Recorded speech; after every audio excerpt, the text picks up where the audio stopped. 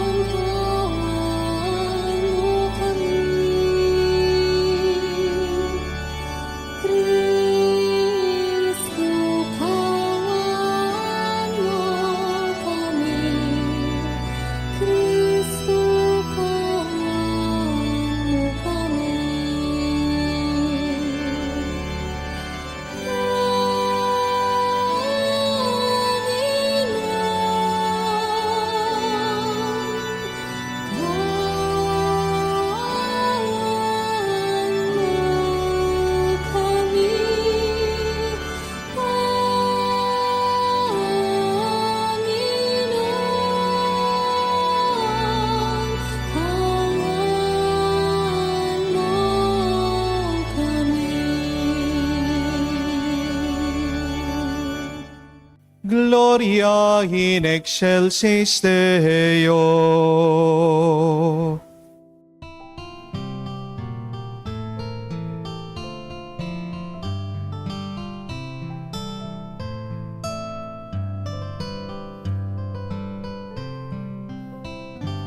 Luwalhati sa Diyos sa kaitaasan, kaloob sa lupa ay kapayapaan.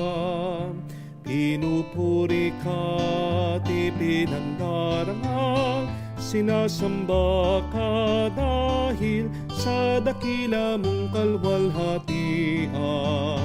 Panginoon naming Diyos, Hari ng langit, Amang makapangyarihan, Panginoong Jesucristo, bugtong na anak ng Diyos, Kordero ng Ama. Ikaw na nag-aalis ng mga kasalanan, ng sanlibutan. Tanggapin mo ang aming kahilingan, ikaw na naluluklok sa kanan ng Ama. Maawa ka sa amin, ikaw lamang ang banal, Panginoong Hesukristo, kasama na Espiritu, sa luwalhati ng Ama. Amen, Amen, Amen, Amen. Manalangin tayo.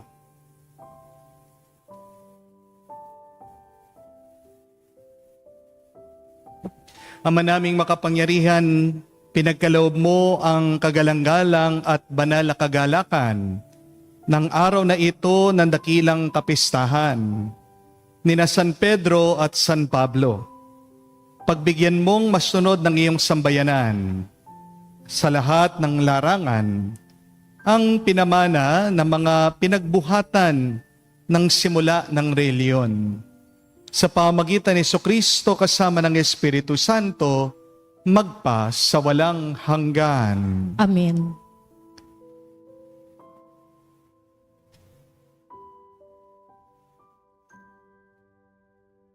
Pagbasa mula sa mga gawa ng mga apostol.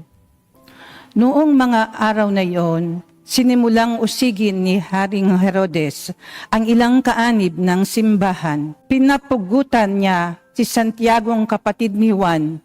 Nang makita niya ito'y ikinalugod ng mga Hudyo, si Pedro naman ang kanyang ipinadakip. Nangyari ito noong pista ng tinapay na walang lebadura. Pagkadakip kay Pedro, ito'y ikinulong at pinabantayan sa 4 na pangkat ng 4 na kawal. Ang balak ni Herodes ay iharap siya sa bayan pagkatapos ng pista. Kaya'y nanatiling makabilanggo si Pedro, samantala siya ay tayimtim na ipinapanalangin ng simbahan. Gabi noon, si Pedro ay natutulog sa pagitan ng 2 kawal. Gapos siya sa 2 tanikala at may mga tanod na sa harap ng pinto ng bilangguan. Siya ay nakatakdang iharap ni Herodes sa bayan kinabukasan. Walang ano-ano'y lumitaw ang isang anghel ng Panginoon at nagliwanag na mabuti sa silid piitan. Tinapik niya sa tagiliran si Pedro at ginising.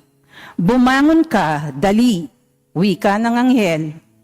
Pagkadakay nakalag ang mga tanikala sa kanyang mga kamay. "Magbigkis ka't magsuot ng panyapak," sabi ng anghel. Gayon nga ang kanyang ginawa. Sinabi pa sa kanya ng anghel, "Magbalabal ka't sumunod sa akin." Lumabas naman si Pedro at sumunod sa kanya. Ngunit hindi niya alam kung tunay ang nangyari. Ang akala niya ay nananaginip lamang siya. Nakalampas sila sa una at pangalawang bantay. Nakarating sila sa pintuang bakal na labasan patungo sa lungsod. Ito'y kusang nabuksan at lumabas sila. Pagkaraan nila sa isang kalye, biglang nawala ang anghel. Naliwanagan si Pedro. Ang nangyari kaya't sinabi niya, "Ngayong ko natiyak na totoo palang lahat." Sinugo ng Panginoon ang kanyang anghel at iniligtas ako sa kamay ni Herodes at sa inaasahan ng mga Hudyo na mangyayari sa akin. Ang salita ng Diyos. Salamat sa Diyos.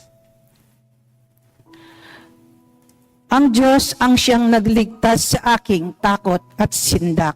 Ang Diyos ang siyang nagligtas sa aking takot at sindak.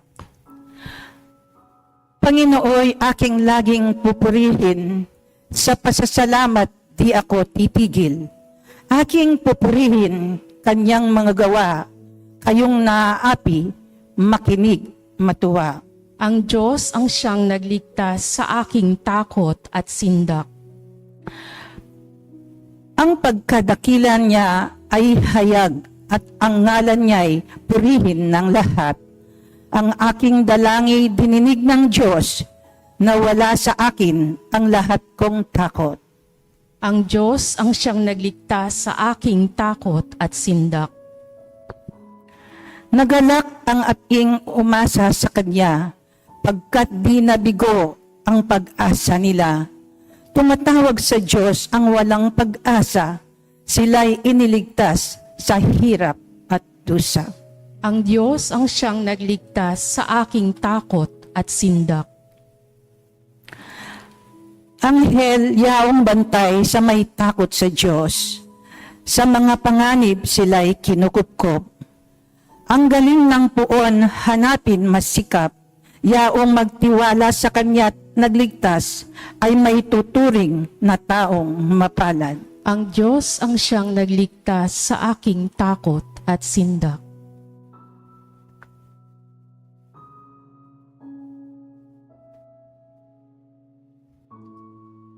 Pagbasa mula sa ikalawang sulat ni Apostol San Pablo kay Timoteo.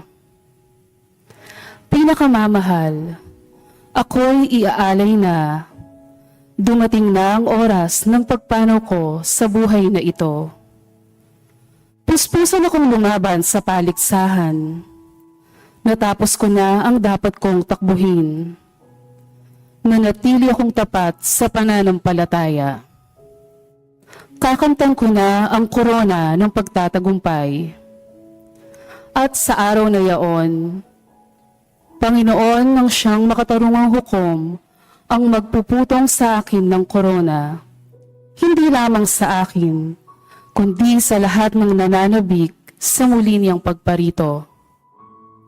Ngunit pinatnubayan ako ng Panginoon at binigyan ng lakas upang maipahayag sa mga hentil ang salita. Naligtas ako sa tiyak na kapahamakan. Ang Panginoon ang magliligtas sa akin sa lahat ng kasamaan at siya rin ang maghahatid sa akin sa kanyang kaharian sa langit. Purihin nawa siya magpakailanman. Amen. Ang salita ng Diyos. Salamat sa Diyos.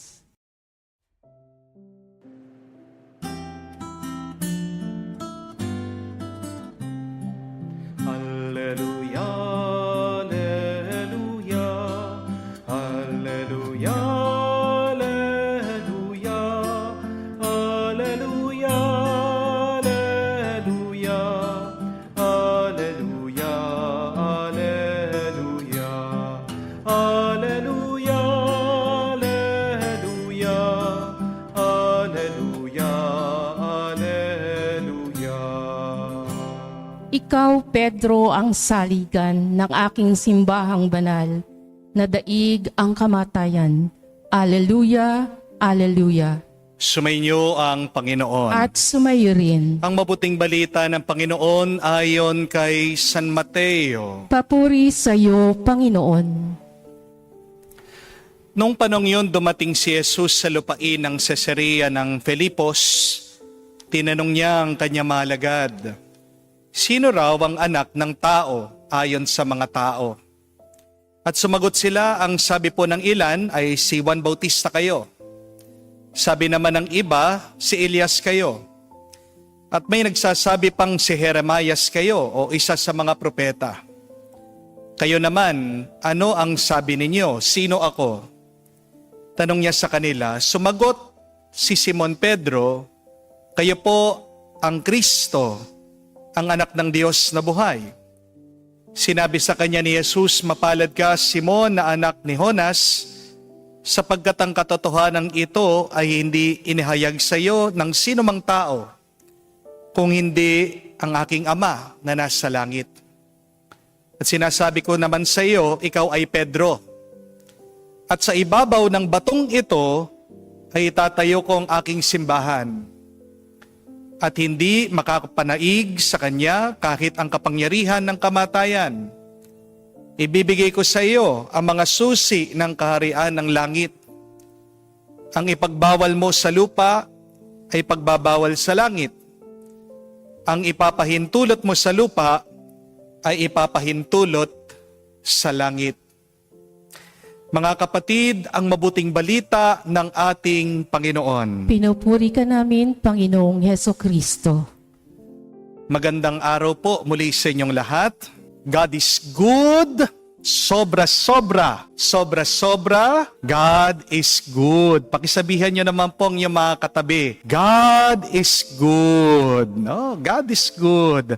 Welcome po sa ating banal na misa. Meron po akong baon dito. At ang nasa loob po ng bag ay mga biskwit, tinapay. Gusto niyo po ba ng biskwit? Kung pwede ko lang po kayong mabigyan, kayong mga nandyan sa online, kung pwede lang lumabas yung aking kamay dyan, ilalabas ko po, bibigyan ko kayo ng mga biskwit. Sigurado po, gusto niyo po ng biskwit. Ganito po nag-umpisa ang klase ng isang teacher. Nagbigay po siya ng biskwit, ng tinapay sa kanyang mga estudyante. At ito naman po, mga bata, mga pupils niya, talagang gustong-gusto yung kanyang binigay. Kinain nila, tinikman nila, sarap na sarap sila doon sa mga biskwit, doon sa mga tinapay. Pero nag-iba po yung kanilang expression, yung kanilang reaction, nung nilabas na po nung teacher, yung talagang lalagyanan ng tinapay. Meron pong aso. At ano po ang nakasulat? Dog food. Nung nakita po nila, ang kanilang kinakain ay dog biscuits. Anong ginawa ng bawat isa? Nagsuka. Niluwa po yung kanilang kinakain. Lumabas yung iba. Hinuhugasan yung kanilang bibig, yung kanilang mga dila. At dito po, nagturo ng napakagandang aral. Ito pong teacher, ito pong guro. Ang sabi po niya, ang ating nalalasahan, ang ating natitikman ay hindi lang ang pagkain. Pati din po ang salita na titikman natin at nalalasa natin. At minsan, mas malakas pa yung ating karanasan sa salita kesa sa mismong pagkain. He said that we don't just taste food, we taste words. And sometimes the power of words are stronger than the taste of the food. O nga naman po, no? May kapangyarihan, may lakas ang mga salita. Lalong-lalo na pwedeng baguhin ng salita ang ating mga karanasan, ang ating pananaw sa buhay. Words have the power to change and transform people, places, and our experience. Dito po natin mauunawaan at maiintindihan bakit pinalitan ni Jesus ang pangalan ni San Pedro. Ang pangalan po talaga, originally, ni San Pedro ay Simon. Pero tinawag ni Jesus si Simon bilang Petrus o Pedro. Ang ibig po sabihin ng Petrus o Pedro ay bato, rock. Dahil dati po si Simon, inamin naman niya, makasalanan siya. Diba? Ganito sila unang nagkatagpo ng ating Panginoon. Lord, Saint Peter told Jesus, "Depart from me, for I am a sinful man." Pero kahit na pinili siya ng Panginoon, gusto ni Jesus nang magbago siya, iwanan niya yung kanyang pagkakasala. Paano mangyayari yon? Kailangan baguhin siya umpisa sa kanyang pangalan. Dahil siya ang magiging pundasyon ng kanyang simbahan. Kaya binigyan siya ng nakaangkop na pangalan. Petrus, Pedro, ang matatag na bato. Ang dati pong pangalan din ni San Pablo ay Saulo. Saul is the name of the first king of Israel. Natatandaan niyo po, si Haring Saul. And Saul means to borrow, to lend, ang pahiramin. Pero magsimula nung naranasan ni Saulo ang muling nabuhay na Panginoon, nagbago po ang kanyang buhay. Para magkaroon ng tanda, ng pruweba, nagbago ng buhay itong si Saulo, binago din niya yung kanyang pangalan. Pablo, Paulus. Ito naman po talaga yung pangalan niya sa kanyang pagka-Romano. His Roman name is Paul. At alam niyo po ba kung anong ibig sabihin ng Pablo? Ito po, ang maliit, ang huli, ang aba, ang nagpapakumbaba. Dati pong nakakapatay ng Kristiyano si San Pablo.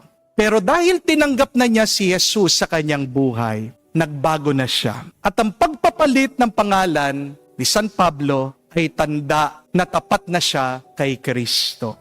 Inamin nga po ni San Pablo na kahit na tinatawag siyang apostol, siya ang pinakamaliit, siyang pinakahuli sa lahat ng mga apostol. Saint Paul actually said, "From among the apostles, I am the least." Bagay na bagay yung pangalan niya sa kanya. Paulo, the least, the last, the humble. Ang dating mapagmalaki na si Saulo, dahil sa pagbabago niya, ngayon naging mapagkumbaba at tapat siyang sugo ng Panginoon. Tingnan niyo po mga kapatid, sa simpleng pagpapalit lang ng salita o ng pangalan, nagbabago ang pagkatao ng isang tao. At dahil sa kanilang pagbabago, binago din nila ang mundo. Dahil kay San Pablo at kay San Pedro, lumaganap na ngayon ang ating pananampalataya kay Kristo. At ito din po ang mabuting balita para sa atin. Binago ng Panginoon ang ating pagkatao. At ito ay nag-uumpisa sa ating pangalan. Nung nabinyagan tayo, tinawag na tayong mga Kristiyano. Ang maliit na plato ay platito. Kaya nga ang maliit na Kristo ay Kristiyano. Hindi po Santo Niño. Ang Santo Niño, batang Kristo. Pero ang maliit na Kristo ay Kristiyano. Magandang pagmunihan po. Ano ang mga salita o pangalan na aking ginagamit o binibigkas sa aking buhay? Ang mga salita o pangalan ba na aking ginagamit, tunay bang nakakatulong? O baka naman ito ay nakakasama? Are the words, the names that I use, are they very helpful or are they hurtful? Meron pong dalaga na pumunta dito sa parokya. Nagpapatulong po siya, nag-open up siya sa akin sa kanyang problema. Iyak na siya ng iyak dahil narinig po niya yung kanyang lola. Sinisiraan, pinag-uusapan, pinagchichismisan ang nanay niya. Dahil ang kwento po, ayaw daw ng lola niya talaga doon sa nanay niya. Pero aksidente po, narinig niya yung kanyang lola. Sabi, ang landi-landi daw ng kanyang nanay. Wala daw silbi ang kanyang ina. Napakasakit po para sa bata ito. Siyempre nanay niya yon, hindi po ba? Iyak ng iyak itong dalaga. Sabi niya, hindi ko mapapatawad ang lola ko, Father. Ang sabi ko, kung pangit man ang ugali ng iyong lola, huwag kang tutulad sa kanya. Alisin mo ang galit sa puso mo at sabihin mo ito, paulit-ulit, pagdasal mo. I forgive, I forgive, I forgive. Kaya madalas nahihirapan tayo magpatawad sa isang tao. Dahil wala sa bokabularyo natin ang pagpapatawad. Hindi po ba? Sinasabi natin, mahirap magpatawad. Kaya tingnan niyo po, anong karanasan natin? Mahirap tayong magpatawad. Pero kung yan ang sasabihin mo at paniniwalaan mo, masakit man, pinapatawad ko siya, pinapatawad ko siya, pinapatawad ko siya. Yan ang iyong magiging karanasan. Magiging posible, makakapagpatawad ka at magiging payapa ka sa iyong buhay. Amen? Tingnan nyo na, minsan yung salita ng isang tao tumatagos sa atin, nakakasugat sa ating mga puso. Kahit na hangin lang po ang mga salita, hindi po ba? May dala itong bigat, may kapangyarihan pa rin ito. Kaya mag-ingat po kayo sa mga salita na sinasabi nyo o sa mga salita na iniisip nyo. Amen? Bakit po sa tingin nyo, hindi pa umaasenso, hindi umaayos ang ating bansa? Kasi kasalanan din po natin . Baka naman sa mga paulit-ulit nating mga salita na sinasabi, binibigkas. Paano nyo po dinidescribe ang Pilipinas, ang mga Pilipino? Ano yung mga salita natin para ilarawan ang bawat isa? Diba? Aminin nyo, sinasabi natin, ang mga Pilipino, walang disiplina. Amen? Ang ating bansa, napaka-corrupt. Di po ba? Wala nang pag-asang bansa natin. Tingnan niyo po yung ating mga pananalita. Kaya hindi tayo umaangat, umaasenso, kaya hindi tayo bumubuti. Kasi tayo nagsisiraan. Diyan sa negatibo mong salita, yan ang nagiging ugat ng ating negatibong karanasan. Amen? Dahil masama tayong magsalita tungkol sa ating bansa, nananatili ang masamang karanasan. Di po ba? Kung gusto nating mapagbago ang ating bansa, umpisan natin sa ating mabuti at magandang pananalita. Opo, hospitable tayo, mga Pilipino. Pero dagdagan naman natin, sabihin natin ang mga Pilipino, hospitable at honest. Amen? Nasaan yung honesty? Nawala na po. Tanggap natin, tayo'y mabait sa mga foreigner, tayo'y mabait sa mga hindi natin kakilala. Pero yung honesty, kulang. Sabihin natin, we are hospitable and honest. Tanggap natin, pinagmamalaki natin tayo mga Pilipino, masayahin tayo kahit na meron tayong mga problema, kaya natin tumawa, kaya natin ngumiti. Di po ba? Pero dagdagan natin, sabihin natin, masayahin tayo, pero may takot tayo sa Diyos. Kaya nga nakakagawa tayo ng mga nakakatakot na kasalanan. Kasi nakakalimutan na nating sabihin yon at ipagdasal na sana naman magkaroon tayo ng takot sa Diyos. Gawin po sana nating slogan ito, tayong lahat. Kayo pong nasa inyong mga kabahayan, nanunood, nagsisimba through Facebook, YouTube, online. Type nyo nga po, God bless the Philippines. God bless the Philippines. Mas maganda po yun, no? Mas kailangan po natin ang pagpapala ng Diyos. Ang dapat slogan natin, ang dapat palagi natin sinasabi, God bless the Philippines. Amen? Kung ito po ang salita natin, hindi malayo na tayo ay pagpapalain. Amen? Alam niyo po ba, share ko lang po sa inyo, minsan pag gumagawa po ako ng mga sermon o homily, nauubusan din po ako, napapagod din po ako. Inaamin ko naman po yan sa Diyos pag nagdadasal ako, sinasabi ko, Panginoon, hindi ko na alam masasabihin ko. Pero gabi-gabi, pag bago po ako gumawa ng homilya, nagdarasal ako at ito po ang aking unang sinasabi sa Diyos at sa aking sarili. Sasabihin ko ang paniniwala ko, bukas, ang aking homilya ay ang pinakamaganda, pinaka-inspiring sa lahat ng homilya na aking sasabihin. Kahit wala pa po akong naiisip na sasabihin o isa-sermon o homily, nauuna ko pong sinasabi sa aking sarili, pinagdarasal ko sa Diyos, I will say and pray tomorrow, I will give my best, my most inspiring homily. At madalas, nabibigla po ako kasi ito pong pinagkakaloob ng Diyos. Kahit nga po ako minsan namamangha ako sa mga lumalabas sa aking bibig. Tinatanong ko sa aking sarili, saan ba galing itong aking mga sinasabi? Walang iba na pinanggagalingan kung hindi sa Diyos lamang. Amen? Pero paano nag-umpisa? Tumubo dahil nagtanim ka ng mabuting salita. Amen? Kaya tandaan niyo po yan mga kapatid. Ang mga salita natin ay nagbibigay ng lakas at kapangyarihan. Ang mga salita natin ay nakakapagbago o makakasira. Para umangat ang iyong buhay, para maghilom ka, gumaling sa iyong sakit. Bakit hindi ka magsalita, magsabi ng mabuti at maganda ngayon? At kung ang salita ng Diyos, binago niya ang mga makasalanan, lalong-lalo na si San Pedro, si San Pablo, hindi sila mga perpektong tao, kayang-kaya din niyang baguhin ano man ang masama o malala na kalagayan mo. Tandaan mo lang kapatid, hindi ikaw kung ano ang sinasabi ng ibang tao. Kung meron ka man narinig na masama sa kanila, huwag mong ipapasok yan sa iyong isip, sa iyong puso. Tanging dapat ang Diyos lang na gumawa sa iyo ang iyong pakinggan. Siya lang ang may karapatan na magsalita sa iyo. Kung ang Diyos ang iyong pinakikinggan, magiging mas pinagpala ang iyong buhay. Kapatid, hindi rin ikaw ang iyong nakalipas. Hindi rin ikaw ang iyong pagkakamali, ang iyong mga kasalanan. You are not your mistakes. You are not your sins.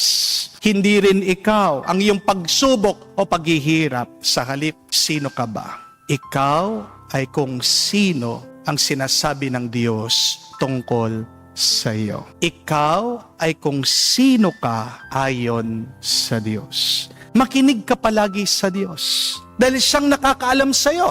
Dahil siya ang may gawa sa iyo. Oo, mayroong mga iba na magsasalita na masama laban sa atin. Pero hindi naman talaga nila tayo kakilala. Hindi po ba? Ano man ang sabihin nila, wag mo silang paniniwalaan kasi hindi ikaw yon. Amen? Maaari kang hubugin ng iyong mga problema, pero hindi ikaw ang iyong problema. You are who God says who you are. At kung pakikinggan natin ang Diyos ngayon, ano ang sasabihin niya? Napakaganda. God is saying to you, I love you. I have chosen you. I have redeemed you. I have saved you. I am sending you. Mahal ka ng Diyos, diligtas ka ng Diyos, pinili ka ng Diyos, at sinusugo ka ng Diyos. Mga kapatid, hindi ka pagkakamali ng Diyos. Sabi ni San Pablo, ikaw ay templo ng kanyang Espiritu. At tanda, dahil tayo ay binibigyan ng grasya ng Diyos araw-araw, na ikaw ay sapat na sa kanyang mga mata.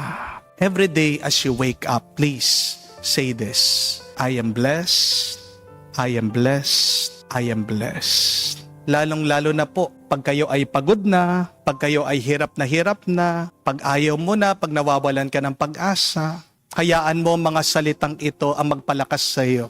Sabihin mo ulit-ulitin, I am blessed, I am blessed, I am blessed. Mga kapatid, magandang paalaala. Mag-ingat ka sa mga salita ng iyong iniisip, binabanggit, sinasabi, dahil yan ay ang buto para tumubo sa iyong buhay. Tigilan mo na sinasabi na malas ka, mahirap ka, mabigat ang buhay, buwisit ang buhay. Hindi.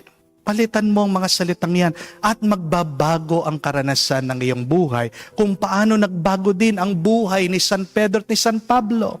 Say today, repeatedly, huwag kang magsasawa, I am blessed, I am loved, I am forgiven, I am enough, I am sent. Mga kapatid, kumapit po tayo palagi sa salita ng Diyos para kamukha ni San Pedro at ni San Pablo, matapos din natin ang karera ng buhay. Tayo'y magwagi, payapa at pinagpala. Magdasal tayo na tulungan tayo ng mga banal na ito. Si San Pedro at si San Pablo, maniwala tayo palagi unang-una sa salita ng Diyos tungkol sa atin. Diyan tayo magiging malakas sa gitna ng ating paglalakbay. Tayo mabibigyan ng direksyon pabalik sa kaharian ng Diyos. Ang salita ng Diyos na napakabuti at napakaganda, siya sanang magbago sa ating karanasan at buhay ngayon at magpakailanman. Amen. Tumayo po tayo, ipahayag natin ang ating pananampalataya. Sumasampalataya ako Sa Diyos amang makapangyarihan sa lahat, na may gawa ng langit at lupa. Sumasampalataya ako kay Jesucristo, iisang anak ng Diyos, Panginoon nating lahat. Nagkatawang tao siya lalang ng Espiritu Santo. Pinanganak ni Santa Mariang Birhen, pinagpakasakit ni Poncio Pilato, ipinako sa krus, namatay, inilibing, nanaog sa kinaroroon ng mga yumao, nang may 3 araw na buhay na magmuli, umakyat sa langit, naluklok sa kanan ng Diyos amang makapangyarihan sa lahat. Doon magmumulat paririto at huhukom sa nangabubuhay at nangamatay na tao.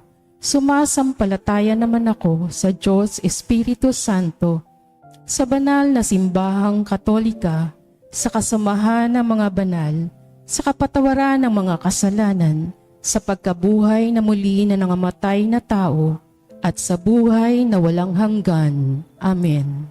tikib ng pasasalamat sa Panginoon sa kanyang paghirang kina Pedro at Pablo para sa mabigat na tungkulin, mamuno at mamatnubay sa simbahan. Manalangin tayo at ating sabihin, Panginoon, dinggin mo kami. Panginoon, dinggin mo kami. Para sa simbahan, naway sa harap ng mga paghamon at suliranin, makapagpatuloy ito sa pagtitiwalang si Kristo, ang siyang namamatnubay at nagpapastol sa ating lahat. Manalangin tayo. Panginoon, dinggin mo kami.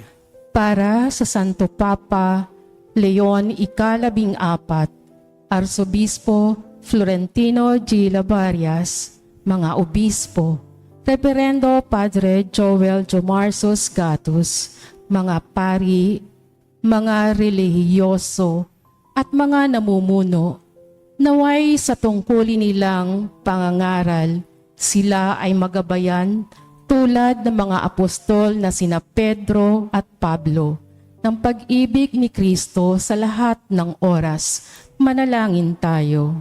Panginoon, dinggin mo kami. Para sa mga namumuno sa atin, sa mga tanggapang pambansa at lokal, naway sa halimbawa ng mga apostol na sina Pedro at Pablo, makilala nilang ang tunay na pamumuno ay nasa paglingkod ng may kababaang loob, matibay na pagtitiwala sa Panginoon, at kahandaang humarap sa mga pagsubok at pagtitiis. Manalangin tayo. Panginoon, dinggin mo kami. Sa katahimikan po ng ating puso, banggitin din natin sa Diyos ang ating mga personal na pangangailangan. Ama, nagpapasalamat kami sa iyo at binigyan mo ang iyong simbahan ng mga pinunong tulad ni na Pedro at Pablo sa aming mga paghihirap at kahinaan. Gabayan nawa kami ng kanilang mga panalangin tungo sa katapatan at pagmamahal sa iyong simbahan. Sa pamamagitan ni Kristo aming Panginoon. Amen.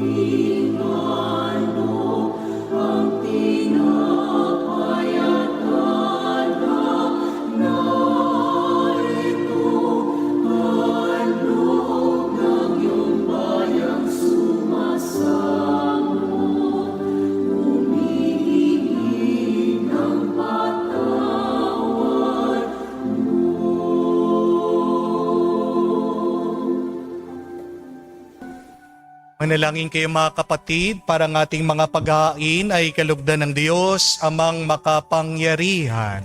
Tanggapin nawa ng Panginoon itong paghahain sa iyong mga kamay, sa kapurihan niya at karangalan sa ating kapakinabangan at sa buong sambayanan niyang banal. Ama naming lumikha ang mga alay na aming inihahandog para sambahin ang ngalan mo, ay patnubayan nawa ng panalangin ng mga apostol, na magharap din nawa sa amin bilang mga nakatalaga sa iyo, para ipagdiwang ang paghahaing ito sa pamagitan ni Jesucristo kasama ng Espiritu Santo, magpa sa walang hanggan. Amen.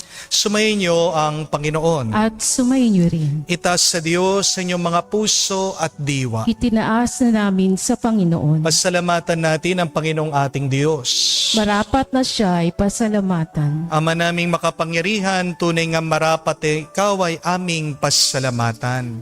Niloob mo ngayon aming ikagalak na si San Pedro at San Pablo, kapwa matapat, sa pananampalatayang inihayag at inilaganap. Binuo ni San Pedro ang sambayanang tinipon ng anak mong pinapanaligan ng ilan sa Israel noon. Si San Pablo ay tagapagturo at tagapagpaliwanag sa iba't ibang mga tao na nais mong matawag. Silang dalaway mayroong magkaibang larangan sa paglilingkod kay Kristo na iisang sambayanan. Kapwa nila tinamo ang putong ng tagumpay na ngayon dinarakila sa buong sanlibutan. Kaya kaisa namang anghel nagsisiawit ng papuri sa iyo ng walang humpay sa kalangitan, kami nagbubunyi sa iyong kadakilaan.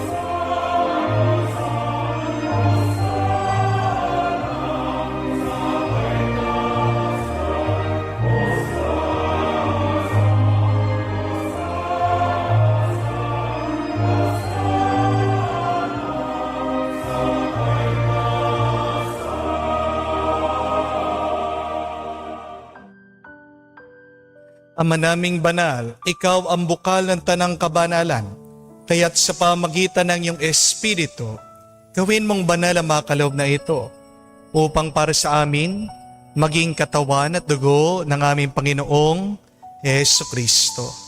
Bago niya pinagtiis ang kusang loob na maging handog, hinawakan niya ang tinapay, pinasalamatan kanya, pinaghati-hati niya iyon, inabot sa kanya malagad at sinabi, tanggapin ninyong lahat ito at kanin. Ito ang aking katawan na ihahandog para sa inyo.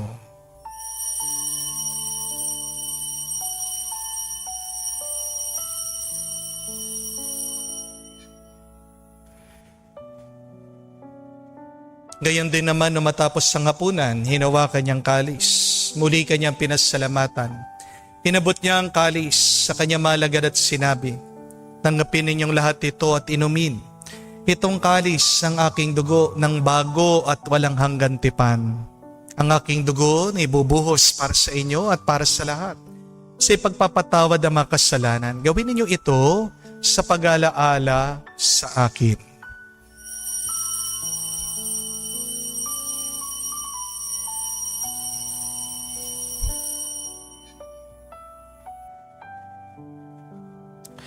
Ang misteryo ng pananampalataya. Aming ipinahayag na namatay ang iyong anak, nabuhay bilang Mesiyas at magbabalik sa wakas para mahayag sa lahat. Ama, ginagawa namin ngayon ang pag-alaala sa pagkamatay at muling pagkabuhay ng iyong anak. Kaya tinialay namin sa iyong tinapay nagbibigay buhay at ang kalis na nagkakalob ng kaligtasan. Kami nagpapasalamat dahil kami yung minarapat na tumayo sa harap mo para maglingkod sa iyo. Sinasamo namin kami magsalo-salo sa katawan at dugo ni Kristo ay mabuklod sa pagkakaisa sa pamagitan ng Espiritu Santo. Ama, lingapin mong iyong simbahan, laganap sa buong daigdig. Puspusin mo kami sa pag-ibig. Kaisa ni Leon ang aming Santo Papa, si Florentino aming Arsobispo at ng Tanang Kaparian. Alalahanin mo rin ang aming mga kapatid na nahimlay may pag-asang sila'y muling mabubuhay. Gayon din naman lahat ng mga pumanaw Kaawaan mo sila't patuloyin sa iyong kaliwanagan. Kaawaan mo at pagindapatin kaming lahat na makasalo sa iyong buhay na walang wakas. Kaisa na mahal na Birhen Maria, Ina ng Diyos. Kaisa ni San Jose ang kanyang malwalahating esposo.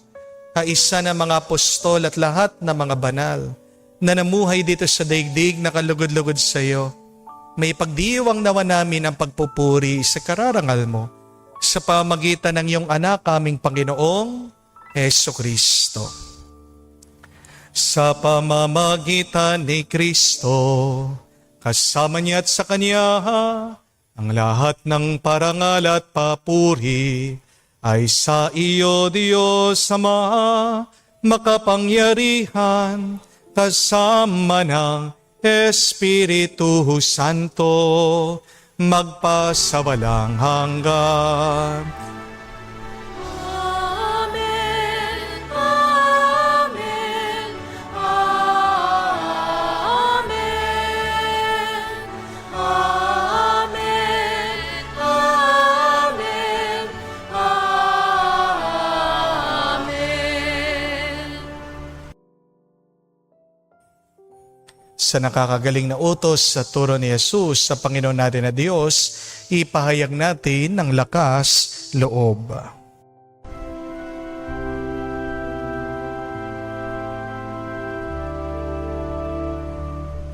Ama namin, sumasalangit ka, sambahin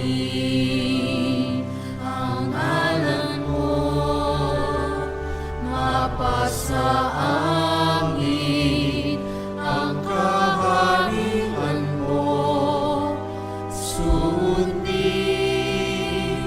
ang loob mo dito sa lupa para lang sa langit. Bigyan mo kami ngayon ng aming kakanin sa araw-araw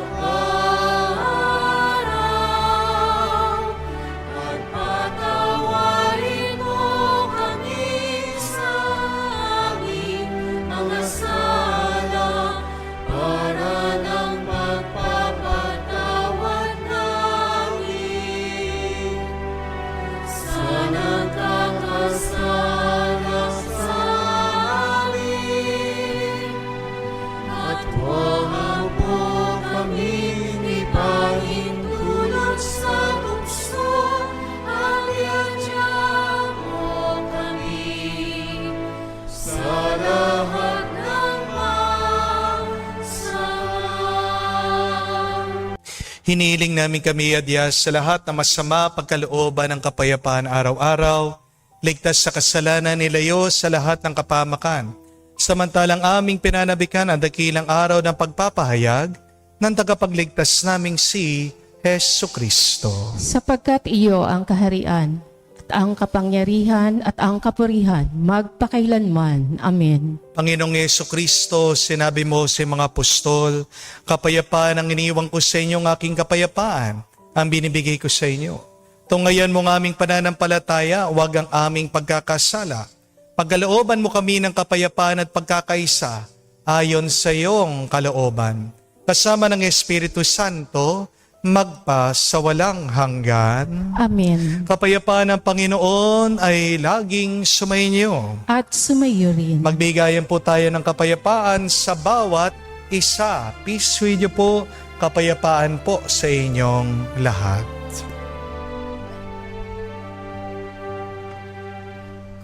Kordero ng Diyos na nag-aalis ng mga kasalanan ng sanlibutan, maawa ka sa amin. Maawa ka sa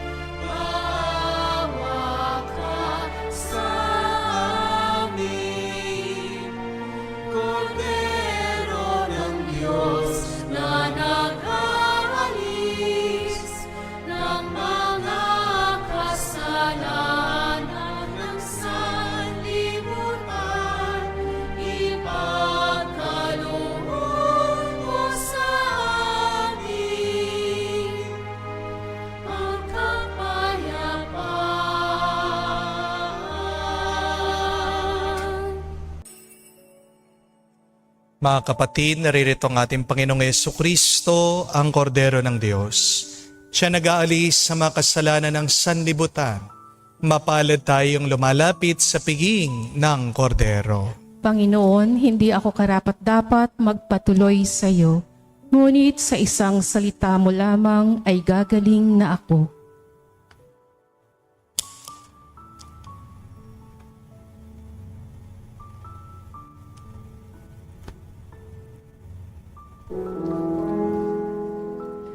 Make me a servant, humble and meek.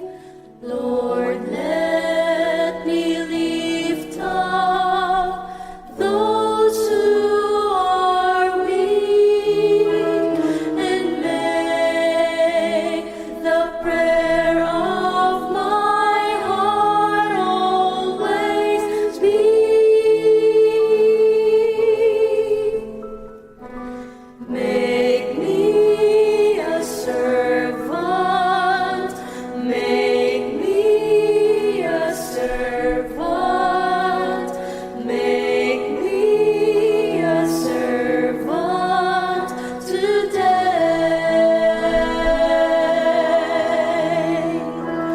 Make me a servant, humble and weak.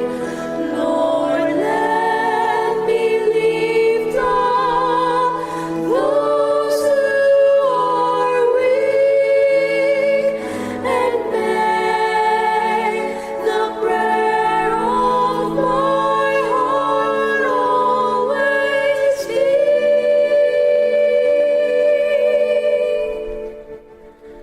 Make me a servant, make me a servant, make me a servant today.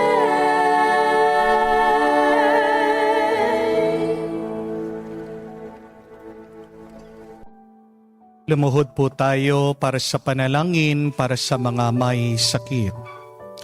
Panginoong Yesus, lumalapit po kami sa iyo ngayon upang idulog ang kagalingan ng mga may sakit. Haplusin niyo po sila at pagkalooban ng panibagong lakas upang sila ay muling makapaglingkod sa iyo. Patawarin niyo po sana sila sa kanilang mga kasalanan at pagkalooban din ng kagalingang pangkaluluwa. Sa katahimikan po ng ating puso, ating sabihin sa Diyos ang pangalan ng mga kapatid nating humihiling ng mabilis na kagalingan.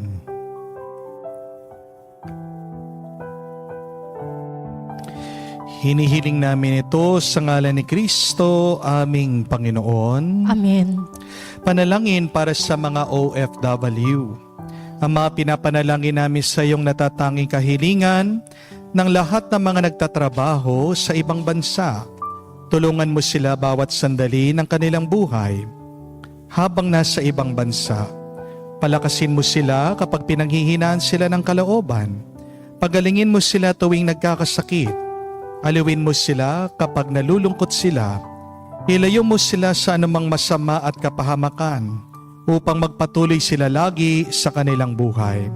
Mapahalaga nawa ng kanilang mga pamilya ang bawat sakripisyo nila sa ibang bansa upang wag masayang ang kanilang pagpapagal.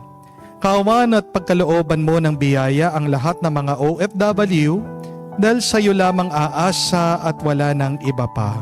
Ang lahat ng ito ay aming sama-samang panalangin sa ngalan ni Kristo, aming Panginoon. Amen. Banal na mukha ni Jesus. Maawa ka sa amin. Tumayo po tayo, manalangin tayo. Ama naming mapagmahal, kami pinagsalo mo sa banal na pakikinabang ay makapamuhay nawa bilang iyong sambayanan. Nananatili sa itinuro ng mga apostol sa paghahati-hati ng tinapay, nagkaisa ng damdamit isipan at pinatatag ng iyong pagmamahal sa pamagitan ni Jesucristo kasama ng Espiritu Santo magpa sa walang hanggan. Amen. Kung may isang salita na humubog kay San Pedro para siya ay maging mas banal, ito ay ang salitang pagmamahal. 3 beses, kung maalala niyo po, tinanong siya ni Jesus, mahal mo ba ako? At 3 beses, sumagot siya, alam niyo po Panginoon, mahal ko kayo. Hindi lang mahal, kung hindi mahal na mahal. Kung may isang salita na tumulong din para magbago si San Pablo, ito ay ang salitang grasya. Dahil sabi ni San Pablo, sa gitna ng kanyang kahinaan, meron pa rin siyang lakas. Ito ay dahil sa grasya na pinagkaloob ng Diyos. Tandaan natin mga kapatid, ang ating mga salita ay may kapangyarihan na baguhin ang ating buhay, ang ating karanasan at pagkatao. Kaya yan po ang aking assignment sa inyo ngayong araw. Isipin nyo, ano ang inyong isang salita na makakapagpabuti, makakapagpalakas, at makakapagbigay sa inyo ng panibagong pag-asa. What is that one word that would inspire you to move on, to continue every day? I-post niyo po yan sa inyong comment section, sa inyong news feed. Pagdasal niyo po yan araw-araw. Harinawa, pagdasal po natin ang salitang yan, ang salita ng Diyos, ang maging daan para mas mapalapit din kayo sa Kanya at kamukha ni San Pedro at San Pablo. Maging haligi din kayo ng simbahan at ng inyong mga pamilya.